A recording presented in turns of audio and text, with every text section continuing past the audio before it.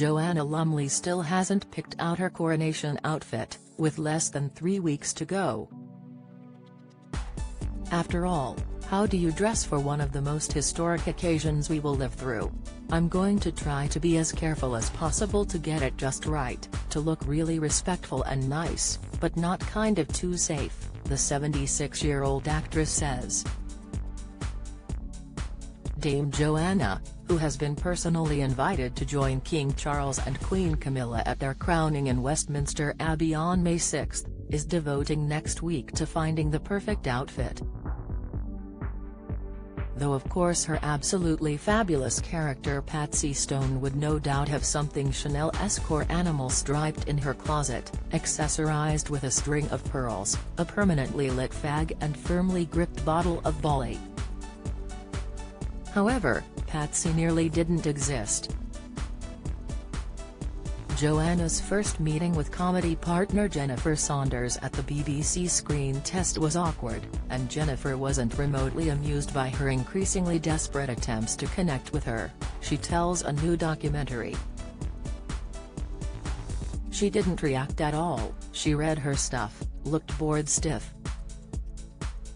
And I thought, oh, this is awful. I said, can I call you Jen? She said, no. I went home and phoned my agent and said, can you get me out of this? It's going to be agony. The agent persuaded her to stay, and their next meeting was much more pleasant, luckily.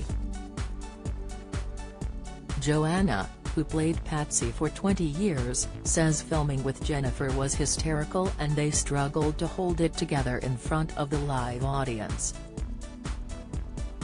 One scene, in which an elderly Patsy loses her pants while accidentally snorting a bee, nearly sent them over the edge. When I die I just want that to be played at my funeral, she says. The Channel 5 show looks back over her incredible career.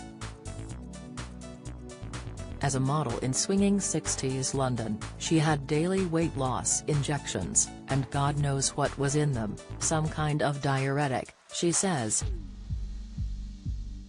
Her acting break came when she was offered a stint on Coronation Street as Ken Barlow's Flame. At the audition I said, would you like me to do an accent? They said, stop, that's awful, she laughs. In Corey's green room she made a faux pas by coming on too strong. All these legends sitting around, Vi Carson playing Ina Sharples and Doris Speed playing Annie Walker.